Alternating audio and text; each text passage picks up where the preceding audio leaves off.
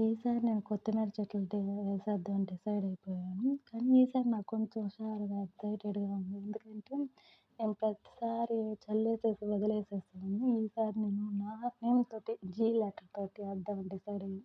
ఎట్లాగో నేను ట్రబ్స్ తీసుకున్నాను. గాయ్స్ ఆ ట్రబ్ నేను పెయింట్‌దది. దాన్ని మీరు కామెంట్‌లో నన్నేమి అనబాకండి ప్లీజ్. ఫీల్ అయిపోయి హర్ట్ అయిపోతారు. It's okay. అన్నా పర్వాలేదు. కామెడీగానే తీసేసుకుంటాను ఫన్నీ వేలో. సో, నేను ఇట్లాగా లెటర్ తోటి చేద్దాము. రేపు అవి గ్రీనరీగా అట్లాగా వేస్తుంటే మొలకలతోటి ఎక్సైట్‌మెంట్ ఎక్కువైపోయింది నాకసల. అందుకే డిసైడ్ అయిపోయా ఇట్లాగా ఏస్తున్నాను. దీనికేంటంటే మీరు ఈ ధనియాలున్నాయి గదా! వాటిని బద్దలుగా చేసుకోవాలా. నేనైతే చపాతీ కర్రతోటి కొంచెం ఎక్కువ ప్రెషర్ చేయకుండా బద్దలు కొట్టేసి వాటిని ఇట్లాగా మట్టిలో ఏసాను. నా లక్కీగా దీంట్లో ఎర్రలున్నాయి గాయ్స్. ఈ మట్టిలో ఎర్రలున్నాయి.